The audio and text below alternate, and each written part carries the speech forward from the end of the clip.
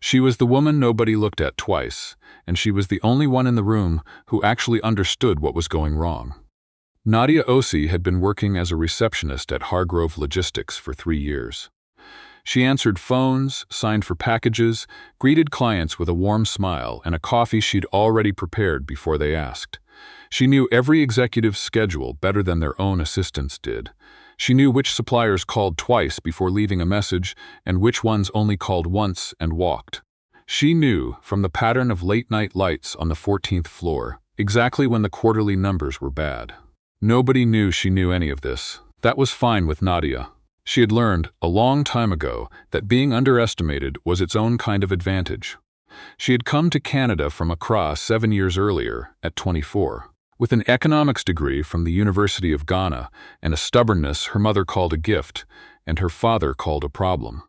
Her first year in Toronto, she had worked double shifts at a grocery store in Scarborough and studied Canadian business regulations at the kitchen table after midnight. Her second year, she had applied to 14 firms. One called back. The call was for a receptionist position at a mid-sized logistics company called Hargrove, paying $41,000 a year. She took it. She told herself it was temporary.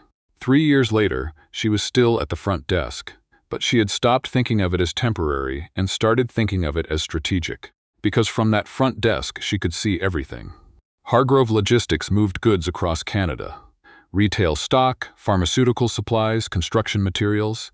It was a solid company with a 40-year history, and in the last 18 months, a slow and quiet collapse happening just beneath the surface. Nadia had noticed it the way she noticed most things. Not from a report, but from a pattern. The calls from suppliers becoming shorter and tenser. The executives arriving earlier and leaving later. The catering orders for board meetings getting smaller. The CFO, a sharp-eyed man named Mr. Ellison, stopping by her desk some mornings just to stand there for a moment, coffee in hand, staring out at the parking lot like he was calculating something he couldn't solve. She had her own calculations. She had been running them quietly for 8 months. The trouble, as Nadia understood it, was not where Hargrove thought it was. The executives believed the problem was in their Eastern distribution contracts. 2 major retail clients had renegotiated terms and the margins had thinned. Everyone was looking east. But Nadia had been watching the Western routes. She had listened to enough supplier calls to know that 3 of Hargrove's mid-sized BC partners had quietly started routing through a competitor. Not because of price, because of timing. Hargrove's Western delivery windows had been slipping by an average of 11 hours over the previous 2 quarters. 11 hours didn't sound like much until you were a grocery chain trying to hit a weekend shelf deadline. She had written it all down. Not in a formal report. She had no authority to write a formal report, but in a notebook she kept in the bottom drawer of her desk, underneath the visitor log. Numbers, patterns. A proposed rerouting solution she'd sketched out after 3 weeks of cross-referencing public freight data with Hargrove's own delivery notifications, which came through her desk system every morning. She hadn't shown it to anyone. She wasn't sure anyone would look at it. That changed on a Tuesday in March. The all-staff meeting was called with 4 hours' notice, which told Nadia it was serious before she even stepped into the room. Hargrove held company-wide meetings twice a year, on schedule, in the large boardroom on the 14th floor. An unscheduled one meant something had broken. She took the elevator up with the rest of the administrative staff, found a seat near the back, and folded her hands in her lap. The room filled quickly. About 60 people, from shipping coordinators to regional managers to the executive team up front. The CEO, a tall, composed man named Mr. Conrad Hargrove, the founder's son, 53 years old, with the kind of face that revealed very little, stood at the head of the table and waited until the room settled. "I'm going to be direct," he said. "We've lost the Meridian contract." The room went still. Meridian Retail was Hargrove's largest Western client. It was not the kind of contract you lost and simply absorbed. Several people exchanged glances.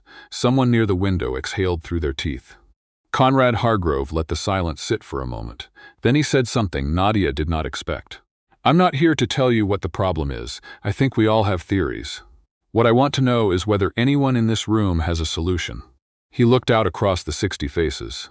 "I'm asking genuinely, not rhetorically. If you have been watching something I haven't, if you've noticed it, something that hasn't made it into a report, now is the time." The silence stretched. A few of the senior managers shifted in their chairs. One of them, a regional director named Mr. Brent Calloway, opened his mouth slightly, then closed it. The VP of Operations studied his hands. Nadia felt something move in her chest. A familiar kind of tension, the kind that came just before you made a decision you couldn't take back. She raised her hand. The silence changed. It didn't get louder, but it got different, thicker, sharper. Someone near the front craned their neck. A manager 2 rows ahead of her turned around and looked at her, the way people looked at something slightly unexpected, like a bird that had flown in through an open window. Conrad Hargrove looked at her calmly. "Yes, the problem isn't the Meridian contract," Nadia said. Her voice was steady. She had not planned the words, but she had lived with the knowledge long enough that it came out cleanly. Losing Meridian is a symptom. The root issue is your Western delivery window. You've been averaging 11 hours late on BC routes for 2 quarters. Your partners didn't leave because of price. They left because they couldn't plan around you. Another beat of silence. Mr. Calloway let out a short, dry sound. Not quite a laugh, but close enough. The receptionist has delivery data. A few quiet reactions rippled through the room. Not cruel exactly, but dismissive. The kind of reaction that was almost worse than cruelty because it wasn't even trying. Nadia did not look at Mr. Calloway. She kept her eyes on Conrad Hargrove. He was watching her with an expression she couldn't fully read. Not dismissive, not amused. Careful. "What's your name?" he asked. "Nadia Osei. I work at the front reception desk. How long have you been with us, Ms. Osei?" 3 years. "And the delivery window data, where is it from?" "The supplier call logs that route through my desk system. Cross-referenced with Hargrove's own shipment notifications and publicly available freight tracking for the BC corridor. I've been tracking it for 8 months." She paused. "I have it written down, if that's useful." Conrad Hargrove was quiet for a long moment. "Yes," he said finally. "I'd like to see that." She had not brought the notebook to the meeting. She hadn't planned on speaking at all. After the meeting ended and the room began to empty, she went back down to her desk, retrieved it from the bottom drawer, and rode the elevator back up to the 14th floor alone. She was not nervous, exactly. She felt something calmer than nervousness and more intense than confidence. She felt, for the first time in 3 years, like she was standing in the right place. What happened next was not a fairy tale. It was work. Conrad Hargrove reviewed her notebook for 2 hours that afternoon with the VP of Operations and the head of Logistics Systems. They asked her questions. She answered them. At one point, Mr. Calloway arrived, apparently having been summoned, and stood in the doorway of the conference room for a moment looking at the whiteboard where one of Nadia's rerouting proposals had been transcribed in large letters. His expression was not one she felt any need to examine too closely.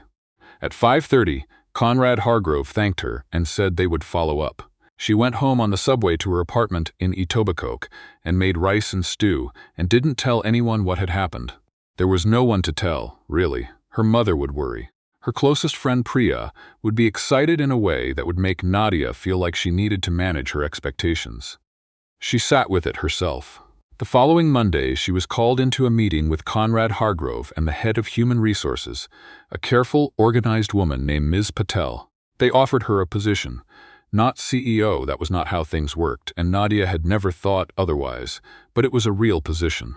A newly created role. Operations Intelligence Analyst, reporting directly to the VP of Operations, with access to the routing systems. She had been reading from the outside for 3 years. The salary was more than double what she made at the front desk. She asked for 24 hours to consider it. She used 20 of them. What she was thinking about, in those 20 hours, was not the money. It was something Conrad Hargrove had said at the end of the meeting. He had said quietly, almost as an aside, "I want to be honest with you, Ms. Osei. I knew about the delivery window issue. What I didn't know was that someone outside the operations team had been tracking it independently for 8 months and had already sketched out a solution. That's not a small thing." She had nodded and not said anything in return. But she had thought about it on the subway home and in the kitchen while the stew was warming and in the early morning before her alarm went off. He had known the problem existed. What had been missing was someone with the patience to sit quietly at the edges of an organization and watch it whole. Not from inside one department, not through one set of metrics, but from the ground floor up, through every call and every pattern, and every small detail that didn't fit. She had been invisible. That was exactly why she could see everything. The first week in the new role was disorienting in the way that all new things were. Not difficult, but unfamiliar. She had a proper office, a small one, on the 9th floor. She had access to systems she had been piecing together from fragments. She had, for the first time, colleagues who expected her to speak in meetings rather than arrange coffee for the people who did. Mr. Calloway was not warm. He was professional, which was enough. He addressed her by her last name and kept their interactions to the point. Once, about 3 weeks in, he stopped her in the hallway after a logistics review meeting and said, without preamble, "The rerouting model you put together is running 14% more efficiently than our previous BC schedule." He said it like he was reporting a weather pattern. Then he continued walking. Nadia decided that was his version of an apology, and she accepted it. What she hadn't expected was how much there was still to learn. She had understood the patterns from the outside, but the inside had its own texture. There were relationships between departments she hadn't seen from the front desk, pressures and histories and informal agreements that shaped how decisions were actually made. She spent the first 2 months listening as much as she spoke. She asked questions carefully and often. She made mistakes, small ones, and corrected them without drama. The work was satisfying in a way she hadn't been fully prepared for. Not because it was glamorous, it was largely numbers and systems and calls with freight partners, but because it was connected to something real. When a delivery window improved, somewhere a shelf got stocked on time. When she renegotiated a BC routing agreement, a logistics coordinator in Vancouver got a schedule they could actually work with. The scale of it was something she could hold in both hands. 3 months in, she brought a second analysis to the VP of Operations. This time about Hargrove's Ontario hub efficiency, where she'd found a different pattern, a more subtle one, related to how warehouse handoff timing interacted with highway closure schedules. The VP reviewed it, asked her to present it to the full operations committee, and sat back while she did. It was the first time she had presented to a full committee. She did not think about the room, she thought about the data. There is a particular kind of moment that comes in a career, not a promotion, not a title, not even a salary, that is harder to name but more important than all of those things. It is the moment when the people around you stop doing the mental work of categorizing you and simply start listening. Nadia felt it happen gradually over those first 6 months. It didn't happen all at once and it wasn't announced. It happened in the way that Ms. Patel began to route certain conversations to her for input. In the way the VP of Operations started pre-circulating her analyses before meetings rather than introducing them in the room. In the way that, without any particular decision being made, she had become someone whose opinion was assumed to be worth having. She still got the occasional look that was slightly too surprised when she walked into a room. Not everyone updated their assumptions at the same speed. But those looks no longer unsettled her. She had stopped waiting to be seen and started simply being present, which turned out to be more effective and considerably less exhausting. 7 months after the all-staff meeting, Conrad Hargrove asked her to sit in on a meeting with a potential new Eastern client. Not to present, just to listen. She listened. Afterward, walking to the elevator, he asked her what she had observed. She told him. It took 4 minutes. He stopped walking twice to write something down. The client signed 3 weeks later. Conrad Hargrove had a habit, she learned, of doing this kind of thing, of bringing people into conversations to see what they noticed without explaining why. It was not manipulation, exactly. It was more like a testing of the room, a careful and ongoing process of finding out who was actually paying attention. He had been paying attention to her for longer than she realized. At a company dinner in November, the kind of semi-formal event Hargrove held once a year, with good food and careful speeches, and a lot of people standing slightly too straight. He said something to her that she carried with her afterward. They were standing near the window on the 14th floor, looking out at the city. Toronto at night, all lit up and indifferent, the lake dark beyond the downtown core. "Can I ask you something?" he said. "Yes," she said. "The 8 months before you spoke up, did you ever think about doing it sooner?" She considered the question honestly. "Yes. What stopped you?" "I wasn't sure the data was complete," she said, "and I wasn't sure anyone would take it seriously from where I was sitting." He nodded slowly. The data concern I understand. The second one, he paused. I won't pretend it was unfounded. That's something this company needs to work on. Something I need to work on. She didn't say anything. She waited. What I can tell you, he said, is that the front desk sees things the 14th floor doesn't. That's not an accident of your situation. That's structural. And we've been wasting it for years by not creating a way to hear it. She thought about that for a while. What you're describing, she said finally, is probably worth more than one new analyst position. Conrad Hargrove looked at her, and for the first time since she'd known him, he smiled in a way that reached his eyes. Yes, he said. I'm starting to think so too. Nadia Osei did not become CEO of Hargrove Logistics. That is not where this story ends, because that is not what the story was about. What happened was this. Over the following year, at Conrad Hargrove's request, she developed a proposal for a structured internal feedback channel. A formal system by which frontline staff across all of Hargrove's Canadian locations could flag operational patterns they observed, with a guaranteed review process and a named contact on the operations team. She presented it to the full board in the spring. They approved it with minor revisions. She was named to lead its implementation. The program, which Hargrove called the Ground Floor Initiative in a name Nadia found slightly on the nose but accepted with good humor, produced 4 significant operational improvements in its first year, 2 of which came from warehouse staff and 1 from a delivery coordinator in Calgary who had noticed a timing inefficiency that the route optimization software had never flagged. Nadia was 31 years old.